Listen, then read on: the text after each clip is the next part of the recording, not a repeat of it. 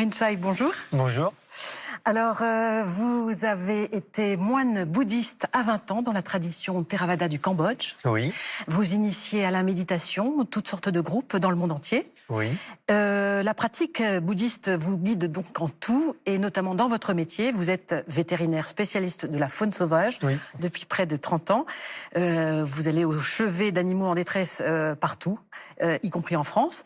Et puis, vous avez fondé l'association Yabumba pour la protection des espèces. Vous êtes aussi auteur, conférencier et même animateur d'émissions télévisées animalières. Merci d'être à nouveau avec nous sur ce plateau ce dimanche. Alors, on va savoir un petit peu pourquoi les animaux nous font du bien dans un premier temps. On a tous remarqué, en tout cas ceux qui vivent avec des animaux ou en contact d'animaux, qu'il y a une communication avec ces êtres qui dépasse les mots. Comment ça s'explique ? Tout simplement par le fait que l'animal, lui, il est lui. Il est. Et c'est pourquoi on est si bien avec l'animal, pourquoi les animaux nous font du bien, c'est parce qu'en fait, ils nous ramènent à notre propre nature, qui est l'être, sans jugement, sans discrimination. On est juste bien parce qu'on peut être enfin nous-mêmes, être. Donc c'est un contact finalement tacite des émotions ? C'est un contact tacite avec nous-mêmes. Nous sommes des animaux. Biologiquement, zoologiquement, c'est un fait. Factuellement, nous sommes des animaux. En revanche, nous avons cette capacité, qui est une capacité positive, d'abstraction, de pensée, de mental, qui nous permet de faire tellement de choses. Mais en même temps, en nous focalisant sur notre mental, on oublie notre corps, notre être, et on est dans le faire et non pas dans l'être. Et on oublie que nous sommes des êtres émotionnels. Et le contact de l'animal nous ramène à cet état émotionnel. Donc effectivement, oui, il y a une grande partie émotionnelle, bien sûr. Un langage des émotions. Un langage des émotions, qui est un langage tout simplement le plus authentique de tout être vivant, qui est avant tout une somme d'émotions qui migrent en fonction des aléas de ce qu'il rencontre. Alors concrètement, les animaux nous font du bien parce qu'on a l'impression qu'ils ont le sens de la maladie.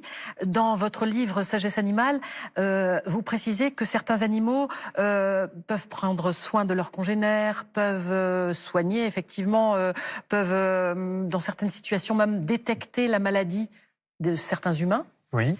Alors, ce sont des dons. C'est pas forcément des dons, ce sont des capacités. Ce sont des capacités. Oui, qui sont totalement naturelles, que nous avons nous aussi. En fait, il n'y a rien d'extraordinaire lorsqu'on voit un animal, un éléphant qui va soigner un autre éléphant, un chimpanzé qui soigne d'autres espèces. Il y a rien d'extraordinaire, c'est que on oublie cette capacité de casser les barrières, de casser des dogmes, des étiquettes, dire ah c'est dingue, hein, il y a un éléphant qui soigne une autre espèce animale, mais non, il n'y a rien de dingue, c'est naturel et ça nous ramène à notre propre capacité de soigner tous les êtres. L'animal, les autres animaux autres que humains, soignent comme nous le soignons aussi. Il n'y a rien d'extraordinaire, c'est juste que l'animal nous rappelle que nous sommes aussi cela, que nous ne soignons pas simplement les autres, mais aussi nous-mêmes et des autres espèces. Vous avez des exemples, peut-être, vous qui côtoyez énormément d'animaux, et qui avez vu ou entendu parler de cas un peu extraordinaires, on peut le dire, sur justement ces cas de soigneurs, ces animaux qui viennent soigner les âmes, par exemple, de certains êtres humains qui ont des problèmes d'autisme ou de vieillesse. Alors, déjà, il y a plusieurs niveaux. L'animal possède des capacités, encore une fois, naturelles, à détecter certaines modifications physiologiques qui ne sont pas forcément détectables avec d'autres instruments modernes. Par exemple, les chiens, on sait qu'ils peuvent détecter des cancers, ils peuvent détecter des épilepsies, avant même que un IRM peut détecter. Donc, il y a même des chiens qui sont éduqués pour justement appeler, ou du moins créer des signes d'alerte pour le propriétaire, avant même que lui s'en rende compte. Et donc, le propriétaire, donc le chien détecte, il alerte, le propriétaire a le temps d'appeler le SAMU ou les services avant de tomber en crise convulsive. On sait qu'il détecte le Covid. Donc il y a plein de capacités chez l'animal à détecter donc des phénomènes physiologiques qu'on ne trouverait pas forcément avec des instruments, on va dire, classiques. Et ensuite, vous parliez de soigner l'âme. En fait, oui, on a des cas où lorsqu'on a des personnes comme autistes ou même en difficulté. En dépression, en dépression ou en difficulté sociale, on les amène en contact avec des animaux et progressivement ils vont lâcher prise, ils vont lâcher cette contrainte, cette angoisse ou ce carcan en fait social pour se retrouver vers l'essentiel. Et c'est très connu, c'est la médiation, ce qu'on appelle la médiation animale, ce sera l'équithérapie, c'est dans toutes ces médiations qui permettent d'aller mieux. Oui, parce qu'au-delà de la maladie, effectivement, on peut être attendri par un animal, on peut avoir envie de rire, parce que il y a des situations comiques de scènes animalières. Voilà, on peut être émerveillé. Enfin, ce sont toutes sortes d'émotions sincères qu'on peut éprouver au contact des animaux. Le mot, c'est sincère, effectivement. L'émotion qu'on va éprouver envers un animal, il sera forcément sincère. Il n'y a plus d'apparat, il n'y a plus de phare, il n'y a plus de maquillage. Et c'est là où la magie, en fait, se crée. Et la magie, on se rend compte, c'est que c'est naturel. Plus c'est naturel, et plus c'est justement authentique, et plus c'est thérapeutique. Oui, parce que justement là, on marche vers le thème principal, la sagesse animale. On s'aperçoit que cette sincérité, ça veut dire que les animaux sont dans le juste, ils ne mentent pas, ils apparaissent tels qu'ils sont. Alors, ils apparaissent tels qu'ils sont, oui et non. Ah. Mais oui, parce qu'il y a de la stratégie, il y a de la manigance, il y a même de l'hypocrisie. Ah bon? Ah bah oui, j'en ai sur des orang-outans, sur des chimpanzés, sur des éléphants, pas trop les éléphants, mais ce qui est intéressant là-dedans, c'est que le mensonge, lui, il n'est jamais envers lui-même. L'animal ne se ment jamais. Il est toujours authentique. Il va avec l'environnement, peut-être manigancé, on parle de mensonge, mais lui, il sait toujours qui il est. Faites un pareil avec l'humain. Il y a aussi la gestion du temps. Oui. Les animaux, eux, on a l'impression qu'ils sont dans le temps présent. C'est-à-dire que contrairement à nous qui pouvons avoir des angoisses de l'avenir ou des regrets du passé qui nous font souffrir, eux n'ont pas de soucis de cet ordre-là, de souffrance. Exactement. Alors là, pareil, c'est une question de gradation par rapport à la conscience temporelle. On peut très bien avoir une vision globale où effectivement l'animal vit toujours le moment présent. Donc ça, c'est ce qu'on peut voir, et de façon pragmatique, ce qui est vrai. Et dans ces cas-là, il n'est pas pollué par des souvenirs qui vont justement enlever son énergie. Parce que il y a pas l'existence même du passé n'existait pas pour lui et il n'a pas de futur. Mais c'est pas si vrai que ça. C'est beaucoup plus complexe que ça. L'animal, pour faire très simple, l'animal nous montre que la temporalité elle-même est relative et que si on va plus loin dans ce sujet-là, on se rend compte que le temps n'existe pas. Et on rentre dans une dimension beaucoup plus vaste où cette temporalité, en fait, elle est déjà spécifique. Chaque animal possède une notion de temps qui lui est propre et que ce temps-là, il est jamais pollué, il est toujours rempli d'une existence qui est soit potentielle, soit, on va dire, pragmatique.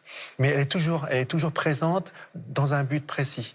Il ne va pas se morfondre sur des choses qui n'existent pas. C'est toujours une existence potentielle. Donc c'est assez complexe, mais pour être plus simple, c'est que lorsqu'on voit les animaux, lorsqu'on voit le monde animal, on se rend compte, on prend conscience que cette notion même de temporalité, elle est très subjective et fondamentalement humaine et non pas universelle.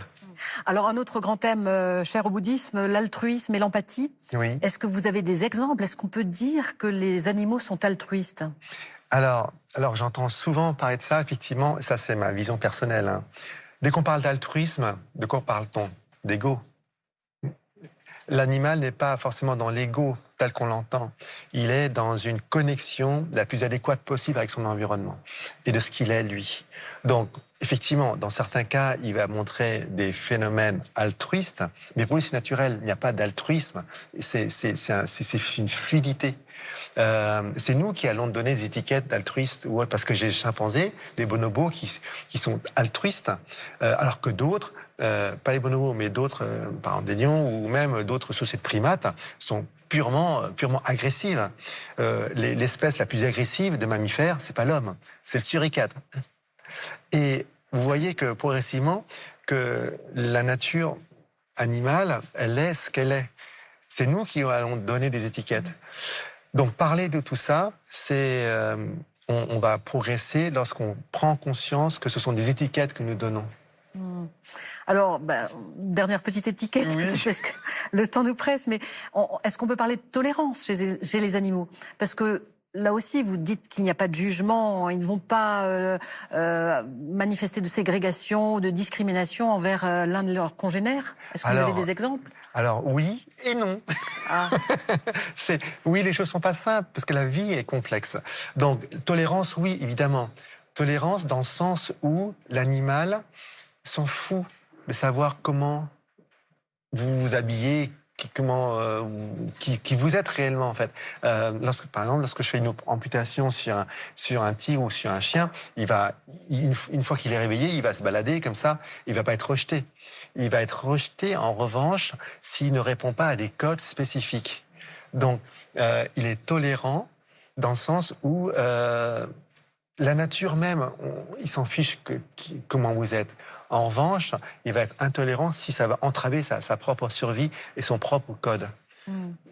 Mais alors, pour conclure, Norin Chai, est-ce que finalement, on a perdu quelque chose, nous, les êtres humains, par rapport à les animaux que nous étions, pour ne plus être dans le vrai, pour ne plus être dans la temporalité? Alors, ce qu'on a perdu, en fait, c'est l'authenticité. Et on a perdu en fait une part de nous-mêmes. Si on devait faire un mémo de ce qu'il faudrait retenir en 15 minutes, l'idée, c'est que la sagesse animale nous apprend que ça ne sert à rien de chercher à être bien ou à être heureux ou le bonheur. L'idée, c'est de chercher à enlever ce qui nous empêche d'être nous-mêmes. C'est le meilleur message de sagesse puisque nous avons tout pour être authentique. L'idée, c'est de ne pas chercher, mais d'enlever ce qui nous empêche de l'être, en fait. Être nous-mêmes. Être nous-mêmes. Merci beaucoup. Ce sera le mot de la fin. Merci beaucoup, Norin Chai, d'avoir été notre invitée durant ces 2 week-ends. Merci beaucoup. Merci. Avant de nous quitter, voici quelques livres en lien avec notre émission. Tout d'abord, Sagesse animale, comment les animaux peuvent nous rendre plus humains, de notre invitée Norin Chai aux éditions Stock. Une étude passionnante sur les 1001 qualités des animaux qui peuvent nous inspirer pour retrouver la sérénité du temps présent, le rythme de notre corps et le sens de l'altruisme. Construit sur des exemples extraordinaires pris chez tout type d'animaux, ce livre est une révélation qui peut bouleverser notre façon d'être au monde.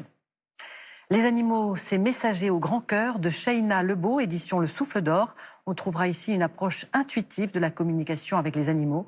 L'auteur propose de rapprocher les humains et leurs animaux grâce à une méthode de dialogue qui n'utilise pas les mots. Et puis le Bouddha à 4 pattes de Dirk Grosser, édition Le Relier, un témoignage inédit et drôle sur la façon dont le chien de l'auteur l'a accompagné et inspiré au quotidien dans sa quête de sens sur la voie de la sagesse. C'est la fin de